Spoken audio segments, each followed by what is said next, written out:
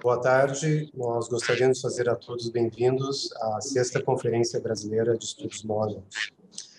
A Conferência Brasileira de Estudos Mormons é um evento anual organizado pela ABEM, Associação Brasileira de Estudos Mormons.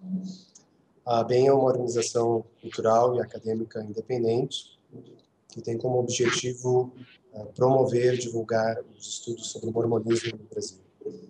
Atualmente, a ABEM tem 3 principais ações buscando esse objetivo: o blog Vozes Mormons, o programa Podcast Mormon e nossas conferências anuais.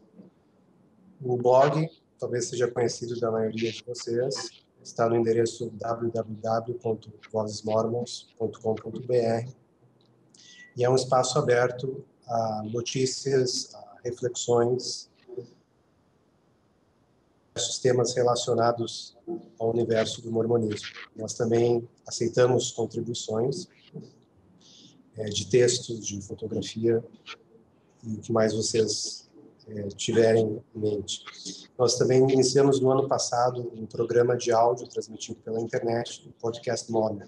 Tivemos 2 edições tratando de temas históricos importantes para o mormonismo, o Conselho dos 50 e a crise de sucessão. E nós daremos continuidade em 2015 a esse projeto, com outros temas também relevantes.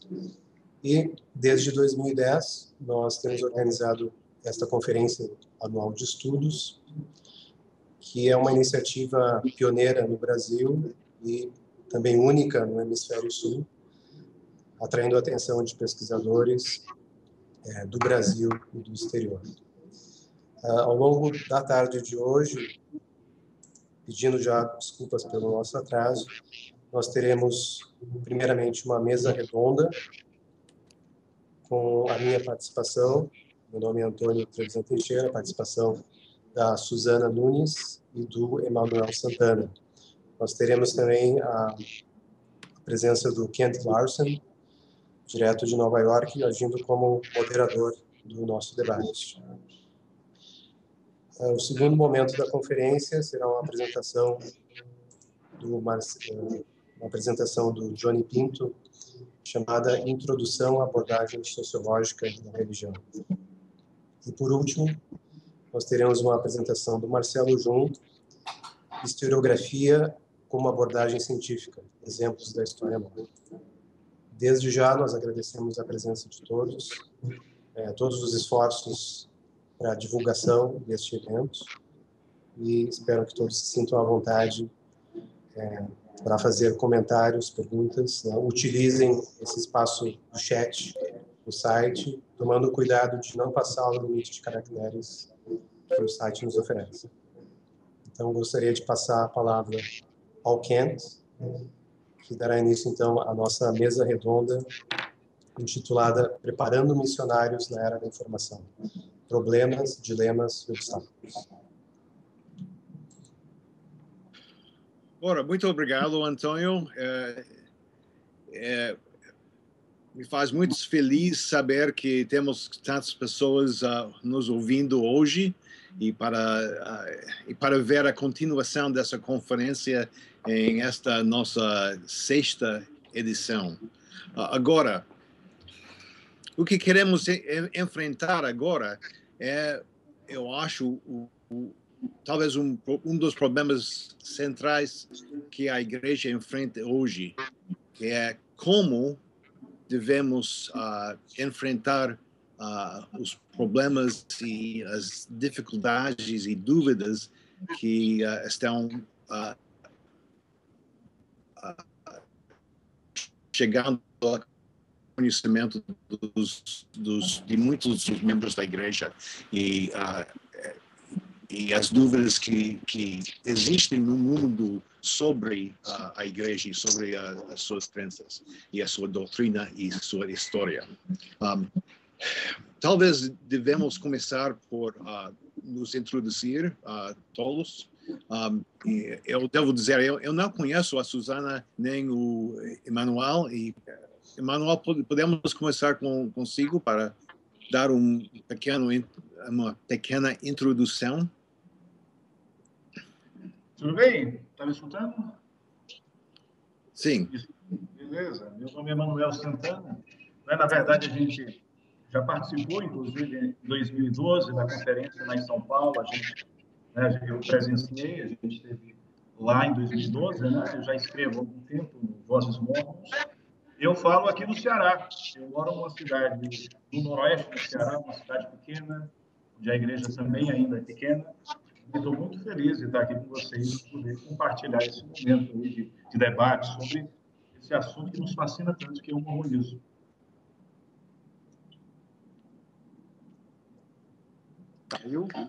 Ok. Manuel, eu não estou te ouvindo muito bem, então vamos então ouvir a Susana. Você me escutou, Antônio? Antônio, você me escutou? Eu discuto com um pouquinho de problema no áudio, mas escuto. Ok. Susana, podemos ouvir algo de você? Qual é seu perfil? Ok? Oi, boa tarde. Está todo mundo me ouvindo? Sim. Bom, meu nome é Susana Nunes, né? Primeiramente, gostaria de agradecer a oportunidade, a honra de estar aqui com vocês. Eu sou membro da Igreja de Jesus Cristo dos Santos dos Últimos Dias há 33 anos. Então, toda a minha vida tenho me dedicado a aprender um pouco. E encontrei na ABEM um nicho, um lugar onde algumas reflexões que são feitas, que não podem ser feitas no ambiente das classes de escola dominical, de seminário, podem ser desenvolvidas entre pessoas que refletem e pensam variados temas que não encontram um lugar em nossas classes normais, regulares, né? Então, agradeço o trabalho de vocês, tem me engrandecido bastante. Eu fui convidada pelo Antônio, né? E uma conversa, eu expus a ele uma dificuldade que tenho encontrado por trabalhar com adolescentes, por ser mãe de um adolescente que se prepara para a missão, ter uma classe de rapazes e moças na igreja onde leciono e perceber as transformações que a explosão digital, a era da informação, todas essas transformações na nossa sociedade, elas trouxeram para esses jovens e também para as pessoas que pesquisam a igreja. Então, nós temos uma mudança de perfil do pesquisador também. E as dificuldades que esses jovens, cada vez mais jovens indo para o campo missionário, eles podem encontrar, é o tema da minha reflexão. Como a igreja tem preparado esses jovens para esse novo perfil de pesquisador, esse novo perfil de pessoas que têm outras fontes, outra maneira de encontrar suas respostas, aliada ao já tradicional proselitismo que nós já conhecemos. Então, é sobre isso que eu gostaria de falar um pouquinho hoje. Agradeço a oportunidade que vocês estão me dando. Ok. Marcelo? Não estou no painel. Oh, ok. Então, Antônio? Eu vou apagar aqui para não confundir, eu não estou no painel. Oi, então eu sou o Antônio, estou falando aqui de Porto Alegre.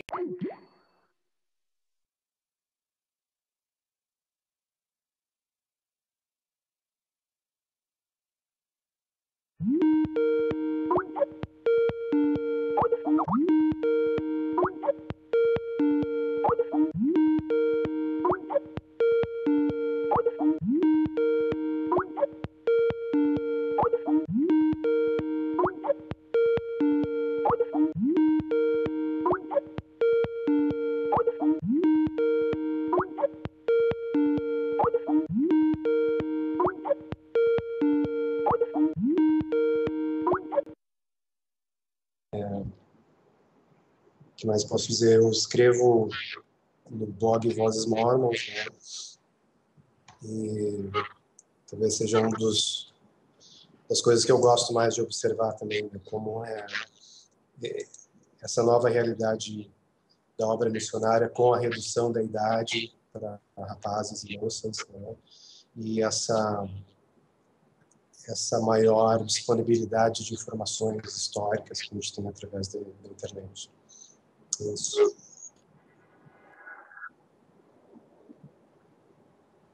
Ok. Vamos começar com uma descrição do problema aqui, como é que nós vemos esse problema. Eu acho que temos enfrentado talvez um pouco esse assunto já, mas o que vocês acham é a fonte desse problema? Por exemplo, notei em suas introduções que estão usando a palavra nova, dizendo que esse problema é algo novo, ok? De onde vem essa novidade? Como é novo?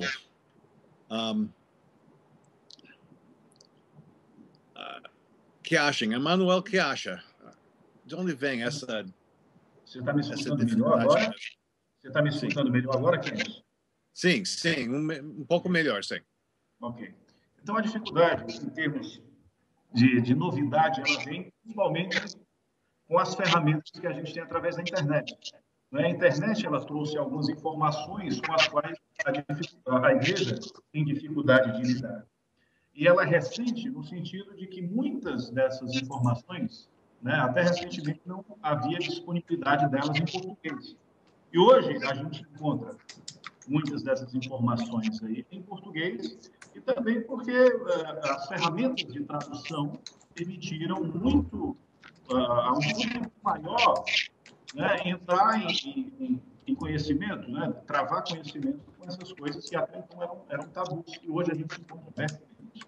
Então, essa novidade, ela consiste pela informação, de fato, que os membros agora têm a oportunidade de conhecer assuntos que eles estão conhecendo agora.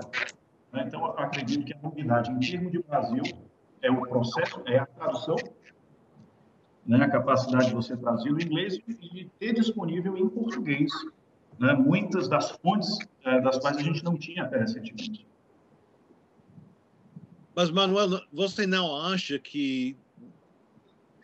Eu acho, talvez isso é um pouco difícil, porque o internet também é parte da solução, não é?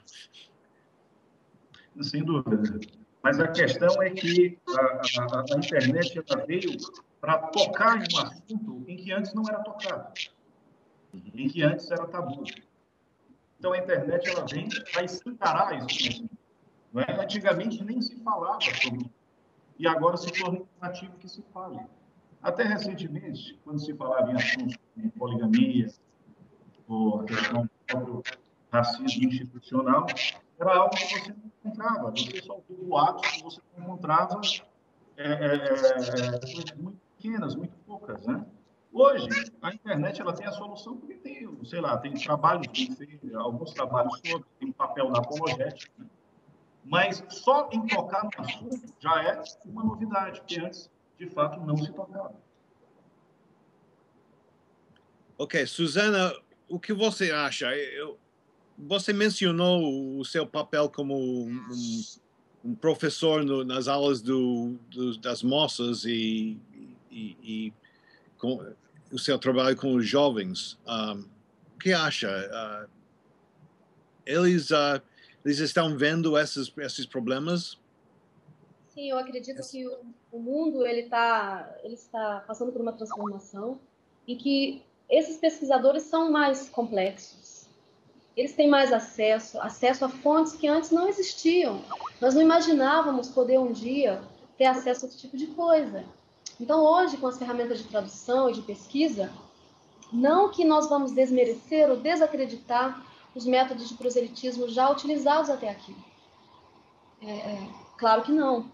Mas acredito que, como lealdade com esses jovens que saem de suas casas cada vez mais cedo, eles deveriam estar também preparados para saber o que fazer quando um pesquisador o abordar com uma pergunta tão complexa como as que a gente geralmente vê se pesquisa na internet. Então, os fóruns de pessoas que querem conhecer a igreja, ou até mesmo de pessoas que falam criticando a igreja, quais são as perguntas mais frequentes? Quais são os temas mais frequentemente abordados? O que acontece é que hoje nós temos acesso, ou seja, qualquer pessoa tem acesso às fontes oficiais da igreja. E nós temos também como traduzi-la em qualquer lugar do mundo, qualquer cantinho, qualquer recanto que houver o sinal de internet, nós podemos pegar uma fonte oficial da igreja, traduzi-la e perceber aí que muitas das coisas que estão jogadas na internet como boatos não são boatos. E aí, quando nós colocamos esses jovens, eu penso no meu filho, colocar o meu filho, hoje tem 13 anos, e daqui a 5 anos ele está no campo missionário. Para mim, é uma criança ainda. Então, colocar esse menino frente a pessoas que com certeza vão pesquisar na internet e vão indagar, vão abordá-lo com temas que ele jamais ouviu falar, sabe o que ele vai responder? A mesma coisa que me responderam quando eu questionei o jovem. Ele vai responder exatamente isso. É mentira. E se ele responder é mentira, ele vai passar vergonha. Ele vai ser envergonhado. E aí, nesse momento, fecha-se o canal de comunicação com esse pesquisador. O que ele vai ver? Que o próprio representante da igreja não sabe o que fala. Então, eu acredito que esses jovens têm que estar... Não que eles tenham que ser doutores em perguntas difíceis, doutores em temas polêmicos. Eles têm que estar minimamente preparados para lidar com essa situação. Porque eu posso garantir a vocês que, quando um missionário sai da casa do pesquisador, ele vira as costas no portão e o pesquisador vai para o Google imediatamente. Que é assim que se aprende hoje no mundo. É assim que as pessoas buscam conhecimento hoje. E o que está no topo dos assuntos relacionados à Igreja Mórmon hoje, nessas ferramentas de pesquisa geral? Não é lição de escola dominical. Não é lição do seminário. São temas polêmicos. Por isso, eu sustento que colocar esses rapazes no campo missionário, sem essa preparação, fazendo com que eles respondam é mentira, é desacreditar o próprio trabalho missionário. Então, é isso que a gente precisa refletir um pouquinho, porque eles são muito novos, não saem de suas casas para fazer um serviço voluntário, e é desleal com eles não tocar nesses pontos. São pontos que, com certeza, eles vão ter que enfrentar. Ok. Você acha que, mesmo no seminário e na escola dominical, é impossível tratar desses assuntos, dessas dificuldades lá? Seguindo o currículo, sim, é impossível. Okay. O currículo não abarca, ele não aborda esses temas, absolutamente. O currículo está cada vez mais raso e cada vez mais superficial. E pelo que hoje fiquei sabendo, inclusive lendo em artigos do Vozes Mormons, né, é que vem por aí mais mudanças, em que estrutura de seminário e instituto vai mudar. E eu acredito que assuntos polêmicos cada vez mais vão ser retirados dos nossos currículos, tanto da escola dominical, quanto das auxiliares, né, da de socorro, como de Elvis, e também das classes do sistema educacional da igreja. Cada vez menos nós vamos ouvir esses assuntos nas nossas classes. Porque quem fez seminário e instituto sabe que uma vez ou outra nós ainda ouvíamos sobre essas coisas que, assim, parece que eles faziam questão de ensinar que ficaram no passado. Mas hoje em dia eles estão sendo cada vez mais silenciados. Só que com o recurso da internet não tem como silenciar determinadas coisas mais. Se não fosse assim, por que a igreja estaria lançando esses artigos com resposta a assuntos polêmicos? Por que a igreja está lançando esses artigos periodicamente? Sobre raça e sacerdócio, sobre DNA e os povos do livro de Mórmon da América do Sul, sobre a tradução dos papiros egípcios do livro de Abraão. Por quê? Porque existe uma inconsistência. Porque as pessoas não se contentam mais só com o que vem no livro da escola dominical. E as pessoas buscam, e elas encontram. Então, nas classes da igreja, cada vez mais tem feito um trabalho para que esses assuntos polêmicos não venham à tona, eles não sejam abordados. Então, eu acho que lá é muito difícil. A não ser que eu queira tocar uma revolução lá e ser desobrigada no próximo domingo. Exato. Ok.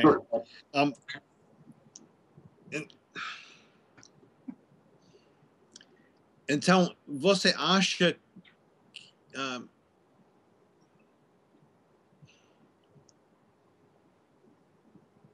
bom, você pensa que é possível, de qualquer maneira, mudar o currículo para enfrentar essas questões,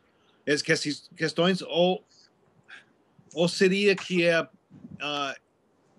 impossível por causa da cultura enfrentar essas questões na escola dominical ou no seminário?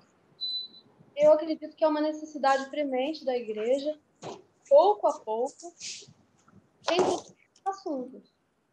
Porque uma vez que isso está divulgado em seu site oficial, significa que é a voz da igreja se levantando em relação a esses assuntos. Então, não tem como deixar isso de fora por muito tempo, porque esse assunto vai circular. Porque muitos desses assuntos, eles não circulavam, eles eram pontuais. Mas agora, estando no site da igreja, a igreja colocou resposta para alguns deles, e eu acredito que vai colocar ainda para outros. Acredito que seja uma necessidade que isso volte ao público, para que esses meninos tão jovens, eles estejam minimamente preparados. Ok. Antônio, o que acha? É possível enfrentar essas dúvidas e essas perguntas na igreja? Ou será que a cultura dos membros da igreja vai impedir, mesmo se o currículo fosse mudado? Pois é, eu acho que a gente volta para a questão que tu colocaste antes, né? Se é realmente um problema novo. Da maneira que eu entendo, a gente tem elementos novos, no caso, missionários mais jovens, e essa difusão maior de informações pela internet, etc. Mas a gente tem um problema que é antigo, que é esse problema cultural. Então, o problema em si, na verdade, não é a despreparação, o despreparo do missionário, mas é a falta de informações dos membros em geral, né? Então, por exemplo, a gente pega uma publicação como Nosso Legado, né? Eu pego aquele livro e fico pensando, mas quem é o público-alvo, né? Quem é o leitor que foi imaginado? Ele talvez subestime um leitor adulto e talvez não subestime ainda um leitor adolescente, né? Então, por outro lado, a gente tem esse elemento, no meu entender, muito positivo, que são esses ensaios de natureza histórica, publicados agora em dezembro em português, né, depois de um ano dos originais em inglês. Os tópicos do Evangelho que trazem questões sobre casamento plural, sobre raça e sacerdócio, DNA, etc. Que é um elemento também contraditório nisso tudo, né, porque eles estão lá disponíveis no site, mas são difíceis de achar no próprio site e não receberam nenhuma espécie de divulgação na minha roda, nas conferências gerais, etc.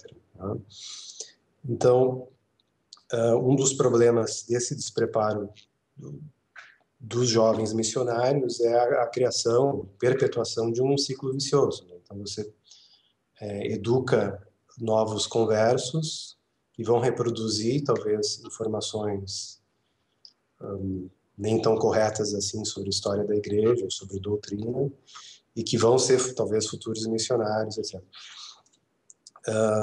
Então, como romper isso, né? Eu acho que é necessário que essas informações dos ensaios, desses ensaios recentes, né, eles cheguem até a realidade da ala, do ramo, e que sejam incluídos, por exemplo, nos currículos do Instituto e do seminário, né? A gente teve recentemente também essa notícia de um novo currículo a ser implementado no ano que vem, 2016, Teve o professor William Hamblin, da BYU, criticando, dizendo que é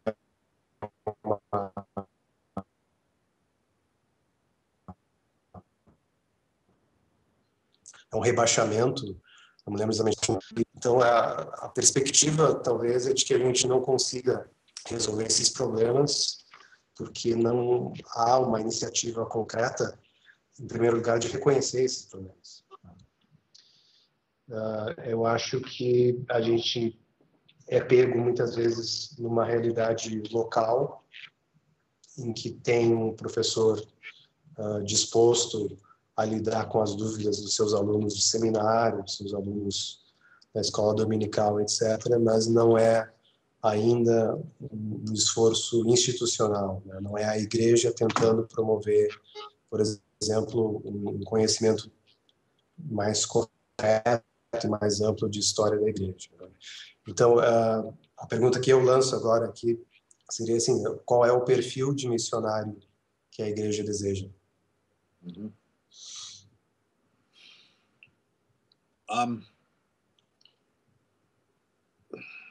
O currículo na igreja, eu acho que o currículo na igreja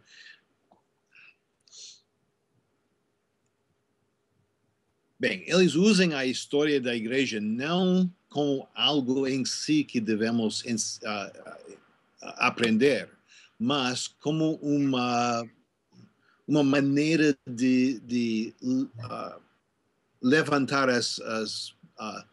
os assuntos doutrinais que querem falar, ok? Então, cada evento na história da igreja não é estudado como história, mas como doutrina. Não é assim, ok? Você acha que quando o currículo é estruturado dessa maneira, é possível levantar essas questões sobre a história da igreja que a gente deve saber? Então, é uma dificuldade porque se a gente utiliza fatos históricos apenas para ilustrar pontos doutrinários, né, a gente vai passar a ignorar muitos fatos, né? Uhum. Ou ainda dar uma interpretação específica para determinados fatos, né? Então, um exemplo clássico, né, que a gente pode dar é a história do Thomas B. Marsh, né? Yeah. Então, existe muita coisa por trás dos conflitos que o Thomas B. Marsh, o apóstolo, teve, além da quantia de leite, do conflito com a sua esposa e outra pessoa, etc., né? Então, talvez se fosse necessária uma visão menos utilitária.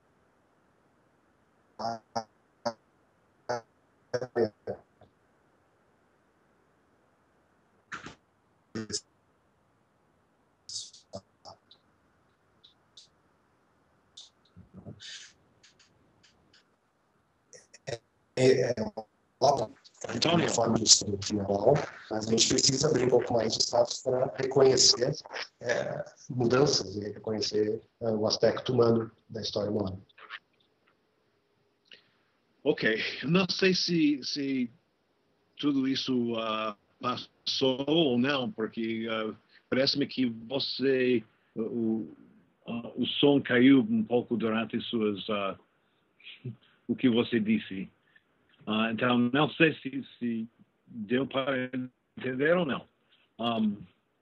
Bom, só brevemente. Como? Kent, Vocês outros ouvirem tudo? Kent, você está me ouvindo? O som está meio cortado. Show, sim. Então, o Antônio perfeitamente bem. O pessoal falou que falou um pouco na voz do Antônio mesmo. Ok. Talvez valha a pena o Antônio repetir um pouco. Então, resumindo, né, eu acho que é necessário uma visão menos utilitarista desses fatos históricos, né? E que a gente possa, no nosso estudo, mesmo devocional, da história da Igreja, abrir espaço para reconhecer que houve mudanças em termos doutrinários, em termos organizacionais, e reconhecer o papel humano, mesmo de profetas e apóstolos. Então, talvez, ainda mantendo uma abordagem devocional, né, ter espaço também para uma compreensão do papel humano em tomar decisões, em ser influenciado pelo seu contexto e cometer erros e cometer acertos. Ok. Outra dificuldade muito grande, eu acho, nessa ideia de mudar o currículo ou ensinar essas dificuldades aos membros da igreja, vem da diversidade das congregações da igreja. Por exemplo, eu tenho na minha aula aqui em Nova York, eu tenho gente que vem de famílias que estão na igreja há décadas ou até séculos. Eu tenho outras pessoas que se batizaram no ano passado.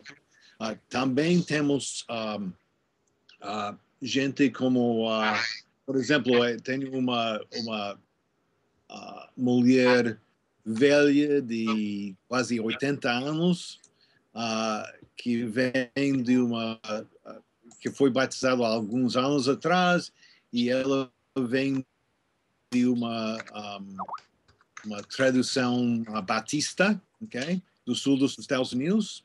Ela não sabe muito. Ela não tem uma educação formal muito grande, nem um conhecimento da doutrina da igreja que é muito forte. Também tenho uma criança na aula que tem, não sei, autismo? Isso em português? Autismo. Ok?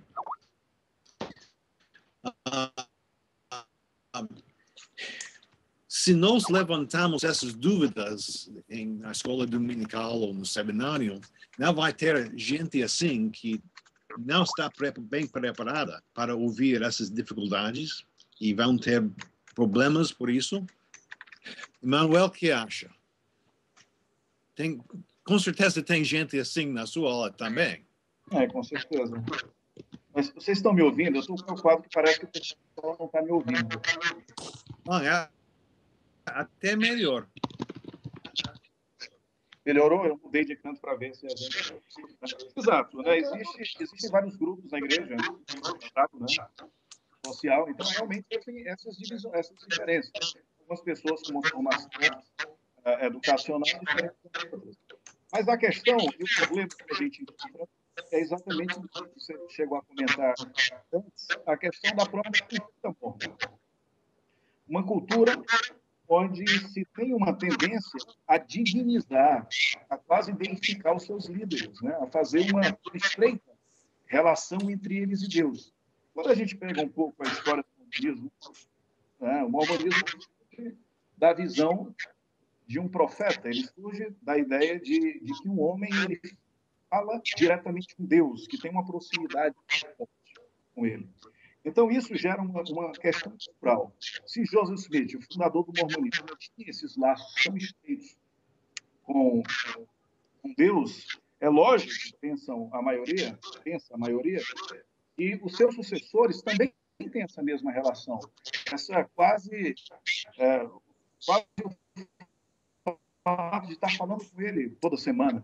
Então, para essas pessoas que têm essa noção de quase divinizar seus líderes, de acreditar nessa proximidade, nesse laço tão estreito com Deus, fica muito difícil de reconhecer que várias tomadas de várias opiniões e mesmo políticas na igreja são apenas fruto de uma mentalidade da época, né? Então, pessoas tanto as pessoas antigas, se você pega pessoas antigas na sua ala, se ela depara com esses artigos novos, em que basicamente dão a entender que a questão, por exemplo, do racismo institucional foi mais uma questão de uma política do que de uma doutrina, essas pessoas beiram quase uma dissonância cognitiva, pelo fato delas acreditarem em uma ligação ou depositarem terem uma ideia de que o profeta está vendo diretamente Deus, está falando com ele. Então, de fato, uma mudança no currículo ela é importante no sentido de trazer noções básicas, como noções de hermenêutica, noções de exegese, né? Até mesmo a questão do que os alemães chamam de Zeitgeist, de espírito da época. É algo que vai de encontro, muitas vezes, às noções que o mormonismo já construiu de maneira muito sólida, que é da quase incapacidade de erro por conta dos líderes. Essa geração ela vai ter essa dificuldade, mas se nós começarmos a trabalhar isso, né, as próximas gerações elas vão sair mais dessa mentalidade, vai ficar mais fácil então, delas absorverem noções que hoje ainda são difíceis. É um trabalho, é uma construção, não se dá de um dia para o outro, mas é uma coisa que tem que ser iniciada principalmente nessa era da informação. Okay. Bom, eu tenho mais uma pergunta que eu acho que devemos enfrentar. E, Susana, eu não sei se você pode enfrentar isso ou não, mas parece-me que temos um problema com a idade dos missionários. Como eles têm, na maioria, 18 ou 19 anos, é talvez impossível que eles possam ter o conhecimento necessário para enfrentar essas dificuldades quando eles estão falando com o público em geral. Seria talvez melhor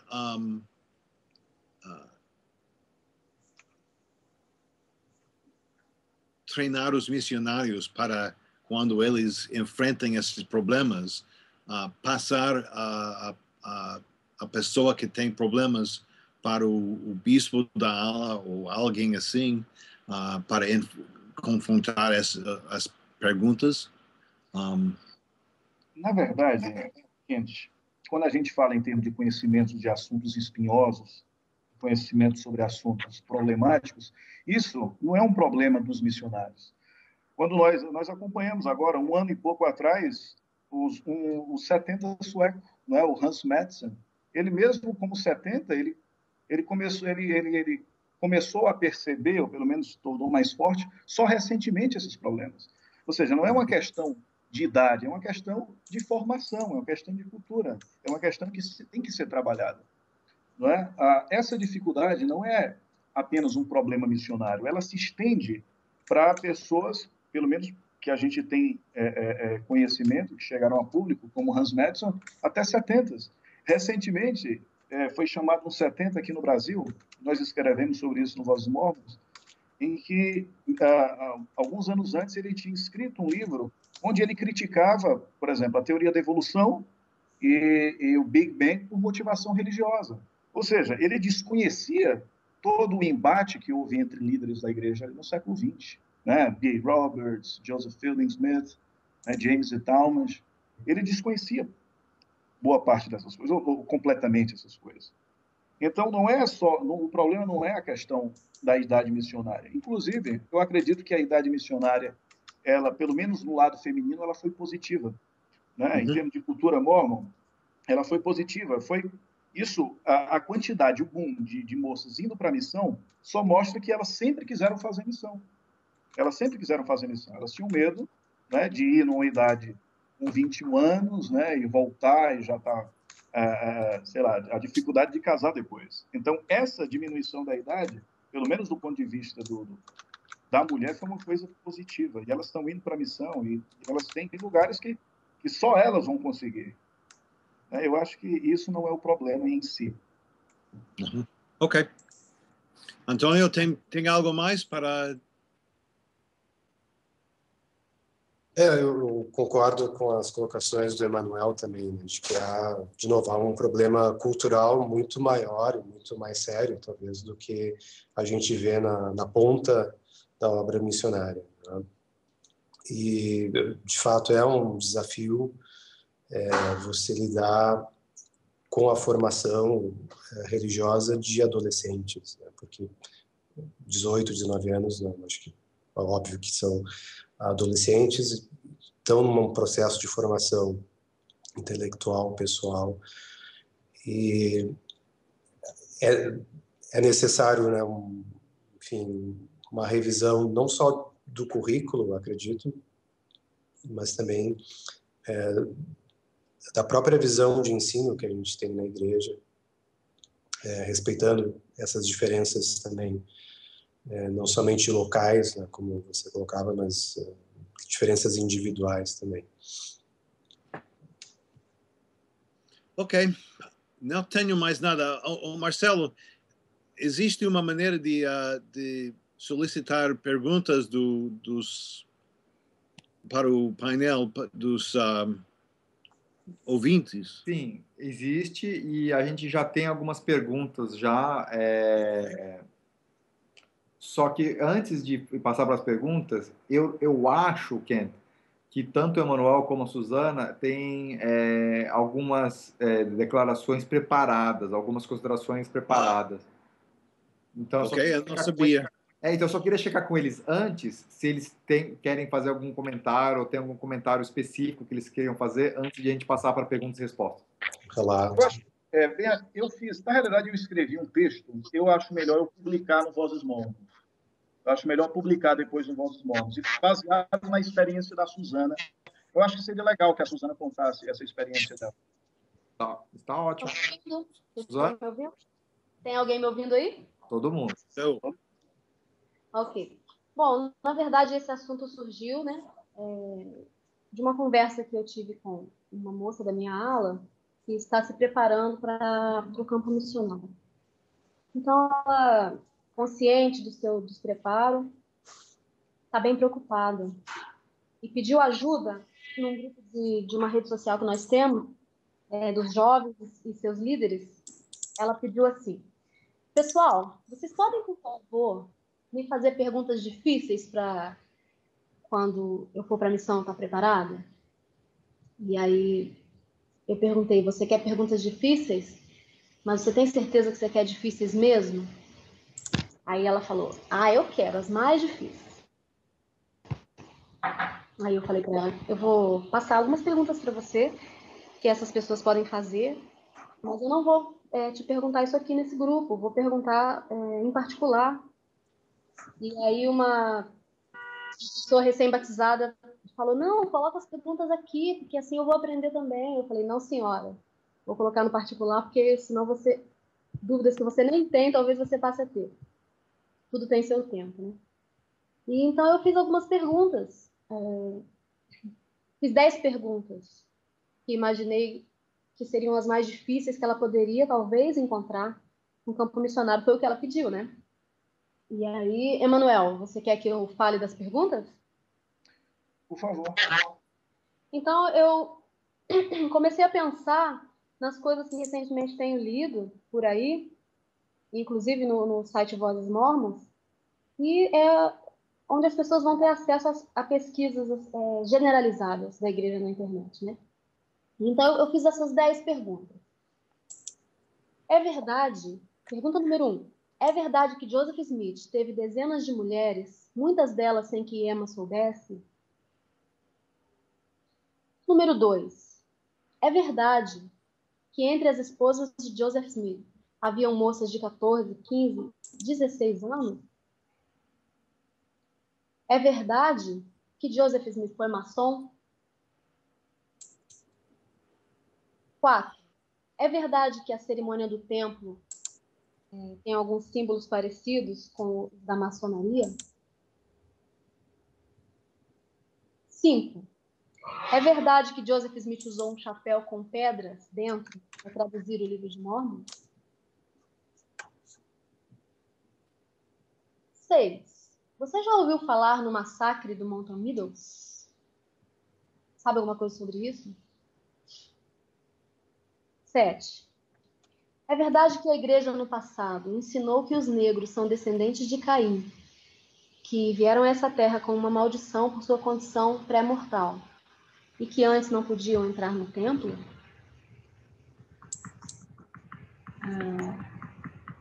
8. É verdade que a igreja construiu um shopping com um valor superior a 5 bilhões de dólares em frente ao templo em Salt Lake? 9. É verdade que as mulheres mormons participavam de bênçãos impondo suas mãos no passado? E 10. É verdade que um presidente da igreja ensinou que talvez a lua seja habitada? Pois bem, essas foram algumas perguntas elaboradas rapidamente num grupo de uma rede social, passadas para essa jovem. E o que me incomodou não foi a jovem não saber as respostas. O que me incomodou e preocupou foi a resposta imediata dessa jovem para todas elas. Ela colocou todas essas perguntas num pacote só e respondeu: tudo isso é mentira. E isso me deixou bastante reflexiva e preocupada. Acredito que mais do que aulas sobre história da igreja e seus assuntos polêmicos, esses meninos precisam de procedimento. Como proceder quando tiver uma pergunta complexa que você não sabe responder? Então, eu disse para ela, olha, desculpa, mas existe verdade em todas elas. Eu não sei em que grau, mas existe, não posso precisar para você em que grau, mas nenhuma delas é completamente mentira. Algumas delas são verdade, algumas delas você precisa estudar para ver que não são completamente mentira. E então, ela questionou, disse que não, que ela nunca tinha ouvido falar de nada daquilo e que acreditava ser mentira. E de onde eu sabia daquelas coisas? Eu falei para ela que existiam fontes oficiais que poderiam ajudar a descobrir, né, que essas coisas, muitas delas aconteceram. Muitas delas são verdade. E então ela rapidamente fugiu do assunto e não conversou mais comigo. Com medo, né? Medo de confrontar suas crenças. Então, isso me deixou bem pensativa sobre o que pode acontecer com um jovem longe de casa, num lugar completamente desconhecido, se algo assim acontecer e ele não souber o que fazer. Acredito que, então, só para terminar, eu falei para ela, dei um conselho a ela, né? Disse que antes de falar tão rapidamente que é mentira, que ela simplesmente falasse que não sabia. Era mais digno, mais seguro, mais honrado. Falar, eu não sei. Eu não sei, vou procurar saber e vou conversar com o meu presidente de missão, enfim, não sei. Mas tão rapidamente responder que é mentira, deixa o missionário numa situação muito vulnerável, porque as fontes da própria igreja que ele professa e que ele ensina e tanto defende, elas estão disponíveis para qualquer pessoa poder conferir isso. Então, por que ele não sabe, né? Por que ele está com uma plaqueta com o nome da igreja no peito? A única coisa que ele tem a dizer é mentira. Então, isso me sensibilizou bastante. Precisamos de uma maneira mais genuína e mais leal para ajudar esses missionários a estarem preparados.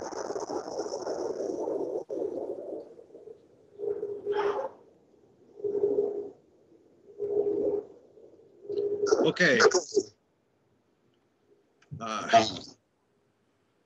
A minha ligação caiu e parece que não consigo ligar o vídeo de novo. Então, Marcel, podemos voltar a virar para as perguntas? Vamos. Não tenho mais nada. Vamos. Então, eu vou começar com a pergunta que o Pedro postou. Deixa eu só procurar aqui.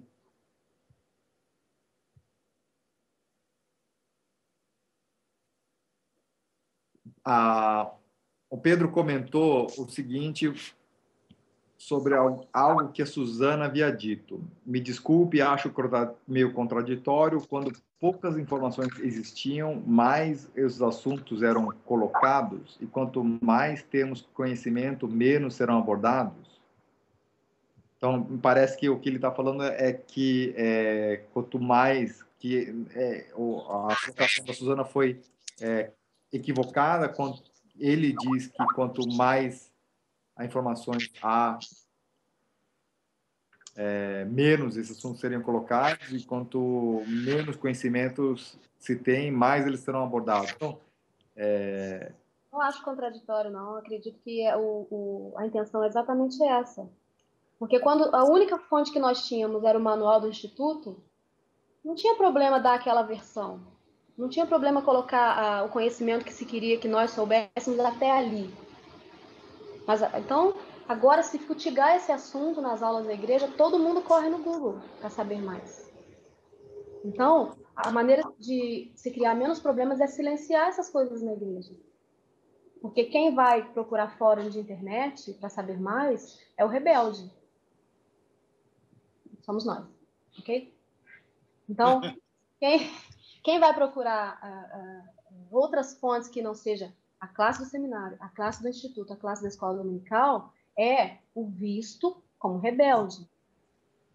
Então, para aquelas pessoas ali que estão cerceadas, né, que estão ali perfeitamente controladas no seu conhecimento, naquilo que eles devem ou não devem saber, se você não instiga esses assuntos na classe, tá tudo tranquilo. Agora, antes você podia falar, você podia dar uma versão, por exemplo, sobre a pele negra no mundo, no planeta, e ficava por isso mesmo. Aí depois mudou-se, houve uma revelação, pessoas de origem negra poderiam receber o sacerdócio e ter a plena participação na igreja, e novamente ficou por aí. Então, questões políticas não foram levantadas, questões contextuais, históricas não foram levantadas. Então, o que foi colocado? Houve uma revelação, ponto final. Só que hoje isso não basta mais.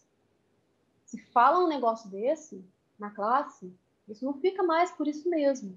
Então, essas coisas foram suprimidas para evitar polêmica, porque as pessoas não se contentam mais, né, com as fontes são oferecidas, porque existem milhões de outras fontes. É fácil procurar. Enquanto menos se incitar, se iniciar esses assuntos em nossas classes regulares, menos as pessoas vão buscar outras fontes fora. Suzana, e o que você... Suzana e Emanuel, bom, e Antônio, todo mundo que está participando do painel. O que vocês... Aliás, deixa eu perguntar. Emanuel, Suzana e Antônio. O que vocês acham do esforço... E eu vou tentar não colocar a minha opinião na pergunta. Do esforço da igreja em publicar ensaios dedicados a resolver questões justamente essas que vocês estão colocando, que a Suzana está colocando, questões espinhosas da história e da teologia passada e presente da igreja. Só para contextualizar, para quem não sabe, existem de o quê? Uns 2 anos para cá, a igreja vem publicando ensaios não definitivos, ou seja, eles não são publicações de autoridades gerais da igreja, eles são ensaios acadêmicos, colaborativos, eles são anônimos, eles não têm autores, né? Mas são publicados no site oficial da igreja, e explorando temas espinhosos, né? Racismo, poligamia, etc. Qual a opinião de vocês sobre esse esforço? Não posso começar. Primeiro, assim, um fato muito interessante é que alguns desses ensaios têm sofrido edições. Então, você lê hoje um ensaio e daqui a uma semana tem alguma mudança textual, né? Os ensaios em português foram publicados em dezembro do ano passado, e me chamou a atenção que o texto que em inglês é chamado Raça e Sacerdócio, em português virou primeiro Etnias e Sacerdócio, depois virou Ordenação ao Sacerdócio antes de 1978. Então, eu acho que essas mudanças, em especial aqui, né, na área brasileira, no próprio título do ensaio já demonstram uma certa insegurança, talvez, sobre o significado, né, do conteúdo. Me parece também que os ensaios estão muito escondidos no site. Então, as pessoas não tomaram conhecimento ainda, em grandes números, que esses ensaios existem. Eu vejo a iniciativa como muito positiva, pelo menos como um passo inicial para a discussão desses temas. Mas minha pergunta sempre tem sido quando eles vão chegar na realidade da ala e do ramo. O que me parece, Marcelo, é que esses ensaios eles são feitos não para que os membros leiam, mas para dizer que a igreja é transparente, ou que toca sobre esses assuntos. Não há o interesse, de fato, das pessoas. Concordo com você. Essa é a leitura que eu faço disso. Não há o desejo que as pessoas, né, de divulgar. Por exemplo, tiveram a coragem de escrever. Agora, quando é que vão ter a coragem de divulgar? Né? Será que ela acha, de fato, necessário divulgar? Ou ela só escreveu ali para dizer, pessoal, a gente é transparente, está aqui. Quem não lê é porque não quis, mas está aqui. É mais uma questão de assuntos públicos do que qualquer outra coisa, na minha opinião. Eu acredito que quando você divulga que coisas que foram ditas, por exemplo, por presidentes que se intitulam profetas, né, falam diretamente com Deus e recebem revelação. Quando você escreve que essas coisas que foram faladas não valem mais, está inequivocamente refutado, a palavra é essa, está escrito lá. Você dá um tiro no pé. E você coloca todo mundo para pensar. Está inequivocamente refutado hoje o que antes era revelação direta. O que será que hoje é revelação direta e daqui a algumas décadas estará inequivocamente refutado? É isso que eu penso. Tem que tomar bastante cuidado. É uma maneira de divulgar alguns assuntos para dar uma resposta. Eu acredito no que o Emmanuel falou. Mas não acredito que seja intenção da igreja divulgar isso para os membros, não, por causa disso, porque essas mudanças em algumas visões tradicionais que a igreja tem, colocam em xeque o conceito de revelação. Se você ver, essas mudanças em algumas visões tradicionais que a igreja tem, colocam em xeque o conceito de revelação. Parece que está fora do ar, então eu vou assumir um pouquinho a questão moderador do ar. Alguém tem mais alguma pergunta para fazer para o painel? Suzana? Suzana desligou? Não, vou encerrando por aqui, agradecendo a oportunidade. Não desliguei, estou aqui. Ah, tá. Emanuel. Não me ouvem? Ah, sim, a gente está ouvindo, pode falar. Eu ou a Suzana? Não estou entendendo. Primeiro, Suzana. Suzana, você tem alguma Quem? colocação? Não, eu quero só agradecer a oportunidade, o privilégio de estar entre vocês. Eu admiro muito o trabalho de vocês. Mais uma vez quero agradecer, dizer que tem relevância para os membros, sim, que vocês continuem, que existe uma categoria de membros que se beneficia dos trabalhos e estudos que vocês desenvolvem. Então, engrandecer o trabalho de vocês, motivá-los, dizer que não parem, continuem, e que tem trazido benefício para muitas pessoas. Então, façam ouvidos de mercador as críticas mais severas e continuem, porque tem trazido benefício para muita gente e eu sou uma delas. Muito obrigada. Não, obrigado. Emanuel? Na verdade, Marcelo, eu tinha preparado, baseado nessa experiência da Suzana, né? A Suzana, ela conversou com a moça, né, lançou essas perguntas, e eu fiz o mesmo com 2 rapazes que estão indo para a missão também. E a resposta foi exatamente a mesma, né? Era tudo mentira aquilo, com exceção de um que falou que tinha ouvido falar de alguém em um acampamento. Então, essa foi foram as respostas deles.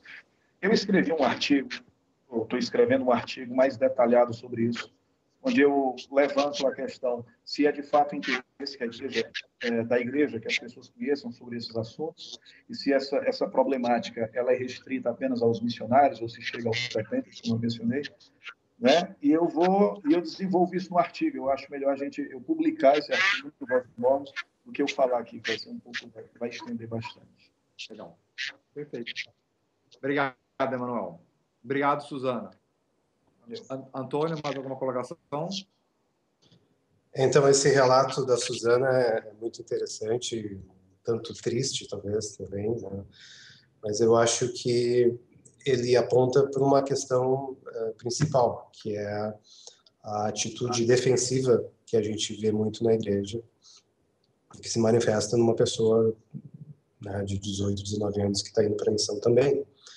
Então, repetindo o que a Suzana disse, né, o problema maior não é você não saber, mas o problema maior é você já partir para uma atitude defensiva e dizer que aquela colocação, aquela pergunta ou é maldosa, ou é baseada numa mentira, num boato falso, etc.